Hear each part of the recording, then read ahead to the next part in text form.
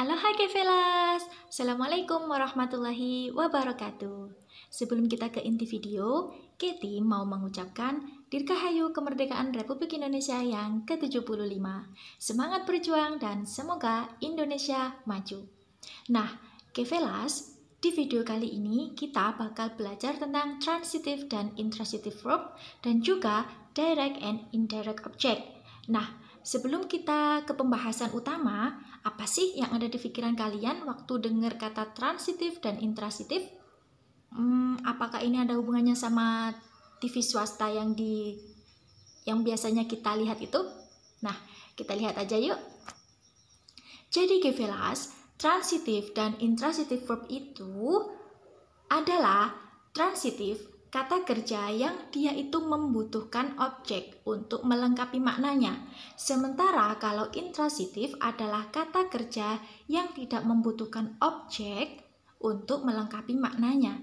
Jadi secara sederhana kita bisa bilang kalau transitif ini dia itu kata kerja yang manja gitu, yang dia itu maunya ditemenin terus. Sementara kalau intransitif, dia ini kata kerja yang mandiri. Dia tidak butuh apa-apa untuk melengkapi maknanya. Jadi, walaupun tanpa objek yang menemani, penggunaan intransitif verb dia itu sudah bisa dilihat maknanya. Seperti itu. Contoh, untuk verb yang transitif ada buy, make, write, listen, dan lain-lain. Sementara itu kalau intransitif bisa dilihat ada contohnya stand, sit, sleep, run, dan lain-lain. Jadi intinya kalau transitif dia itu membutuhkan complement yang digunakan untuk memperjelas makna di dalam kalimat itu. Sebaliknya, kalau intransitif dia itu tidak memerlukan complement karena penggunaan subjek dan verbnya saja itu sudah sudah bisa menunjukkan arti atau makna dari kalimat tersebut. Kita lihat di contoh. Untuk yang transitif, I look for. Nah, coba perhatikan. I look for. Aku mencari. Nah, what do I look for? Or whom do I look for? Jadi kan kalimat seperti ini pasti menimbulkan pertanyaan dari kita yang mungkin membacanya atau mendengarnya. Kan kayak aku mencari apa atau aku mencari siapa gitu kan. Jadi kalimat ini adalah kalimat yang salah karena look for ini seharusnya dia memerlukan complement. Sementara itu, kita lihat contoh yang kedua. I look for my cat. Nah, gimana? Sudah jelas kan? Jadi aku mencari kucingku. Jadi ini jelas ada my cat-nya. My cat ini sebagai objek yang menjawab pertanyaan apa yang aku cari. Gitu. Oke? Kenapa? Karena look for ini termasuk kata kerja yang dia ini harus dilengkapi dengan objek. Karena kalau tanpa objek ya seperti yang pertama tadi, kita tidak bisa mengetahui I look for. Look for apa? Atau look for siapa? Gitu kan?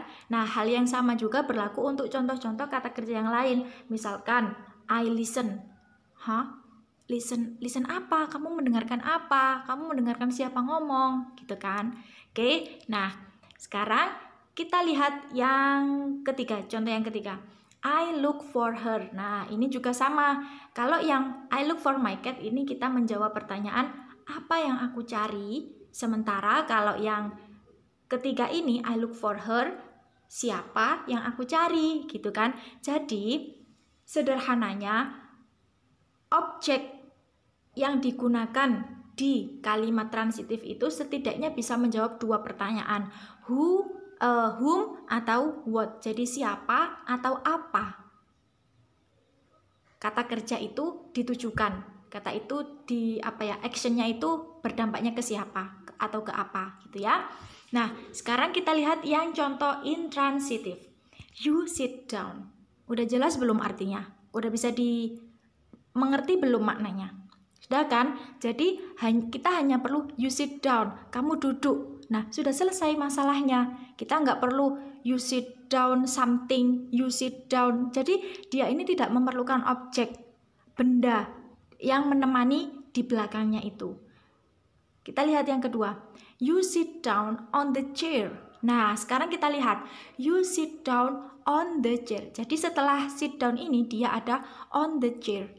Nah, perlu diketahui, on the chair itu dia bukan merupakan objek, tetapi dia adalah preposition phrase. Jadi dia ini adalah frasa kata depan, karena on the chair ada preposisinya, ada kata depan on the chair, di atas bangku, di atas kursi gitu kan. Jadi kamu duduk di atas kursi. Oke, bisa dipahami ya. Nah, the chair-nya ini adalah objek, tetapi dia adalah object of preposition dari on itu sendiri gitu. Jadi on the chair adalah preposition phrase, sementara the chair dia ini adalah objek, tapi bukan objeknya sit down, tetapi objeknya on. Gitu ya. Gimana? Sudah bisa dipahami? Oke. Yuk, sekarang kita lanjut ke ambitransitif. Apa itu ambitransitif? Dari katanya ada kata ambi. Ambi kita signify-nya ke kata ambigu. Nah, apa ayo kalau ambigu? Ambigu kan antara iya atau tidak gitu kan. Nah, jadi ambitransitif itu adalah kata kerja yang bisa berada di dua posisi. Dua posisi maksudnya gimana? Jadi dia bisa berfungsi sebagai transitif, bisa juga di kalimat lain dia berfungsi sebagai intransitif. Jadi sederhananya ambitransitif ini kanan kiri oke gitulah. Jadi dia bisa transitif oke, intransitif juga oke gitu. Jadi kita lihat contoh. Di sini ada kata kerja grown, tumbuh ya. Yang saya tebalkan dan saya kasih garis bawah. Nah, itu dia adalah kata kerjanya. Kita lihat dulu. Sementara yang di intransitif juga sama. Dia ada kata kerja yang juga grown. Tapi kita lihat dulu maknanya. You have grown your beard. Your beard. Kumis. Jadi you have grown your beard. Nah, kalau misalkan kita cuma bilang you have grown, kamu telah menumbuhkan. Nah, menumbuhkan apa gitu kan? Jadi, your beard-nya ini yang di belakang ini dia itu berfungsi sebagai objek yang menjelaskan, melengkapi makna dari kata kerja yang digunakan. Sebaliknya, kita lihat di intransitif. You have grown since I last saw you. Nah, setelah grown ini dia itu tidak diikuti objek, tetapi dia diikuti oleh prepositional phrase.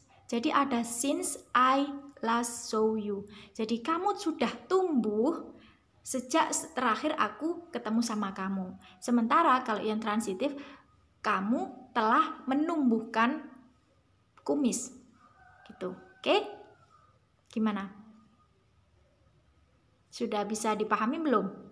Jadi intinya kalau ambitransitif ini dia itu mempunyai kemungkinan dia itu bisa digunakan di transitif, bisa juga digunakan di intransitif. Jadi kadang dia itu bisa membutuhkan verb, membutuhkan objek, tapi kadang bisa juga dia tidak membutuhkan objek.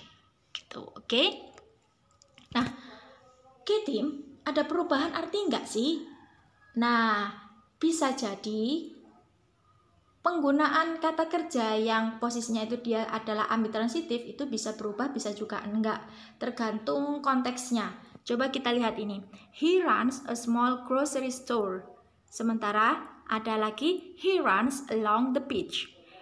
Yang pertama, he runs a small grocery store. Ini dia run-nya di posisi transitif, artinya dia membutuhkan objek.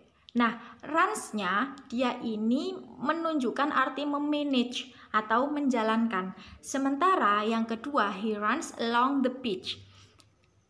Along the beach-nya ini kan dia bukan posisinya sebagai objek. Maka runs ini dia fungsinya sebagai intransitive verb. Maka artinya dia itu menunjukkan arti-arti sebenarnya, yaitu berlari. Gitu. Jadi yang kedua ini he runs along the beach. Dia berlari di sekitar pantai. Sementara yang pertama he runs a small grocery store. Dia menjalankan toko peralatan kecil, peralatan sederhana gitu. Nah, kalau itu adalah ada perubahan arti, sementara yang kedua ini dia nggak ada perubahan arti. She speaks Arabic. Sementara yang kedua, she speaks very quickly. Nah, speak di sini entah itu di transitif ataupun di intransitif, dia fungsinya sama, artinya sama-sama berbicara. Gitu ya. Oke. Nah, sekarang giliran direct and indirect object. Direct itu langsung, sementara indirect tidak langsung. Nah, direct object adalah objek yang dikenai aksi dari kata kerja di dalam kalimat, dan dia itu bisa menjawab pertanyaan what atau apa, whom atau siapa. Sementara kalau indirect ini dia itu kata objek yang tidak langsung, dan dia ini menjawab pertanyaan to what atau for what atau to whom or for whom. Jadi untuk apa dan untuk siapa. Contoh, Andrew paints the wall. Nah, the wall-nya ini kan menjawab pertanyaan apa yang Andrew lukis, apa yang Andrew cat. Nah, sementara the wall ini dia adalah fungsinya sebagai direct object dari paints, dari melukisnya itu, dari kata kerja yang digunakan di situ. Contoh lagi, Mr. O called Lucy. Nah, setelah ada kata kerja, ini kan ada objek. Nah, objeknya ini adalah Lucy. Lucy ini posisinya sebagai direct object dari kata kerja call. Kenapa? Karena Lucy ini menjawab pertanyaan whom did Mr. O call. Nah, sekarang bandingkan dengan yang indirect object. She buy her dog a meal. Nah, dia ini membeli apa? Membeli a meal. Tetapi untuk siapa? Untuk her dog. Maka her dog-nya ini, dia ini menjawab pertanyaan for what does she buy a meal? Gitu. Jadi she buy her dog a meal, dia ini kan membeli makanan untuk anjingnya, gitu kan. Maka her dog ini posisinya sebagai indirect object dari kata kerja buy. Gitu. Oke, karena her dog ini kan tidak dikenai pekerjaan dari kata kerja yang ada di kalimat itu. Oke, kita lihat yang kedua. I send you a letter. Nah, indirect objeknya adalah yang you. Kenapa? Karena you ini menjawab pertanyaan for whom, to whom. Jadi untuk siapa aku mengirim surat.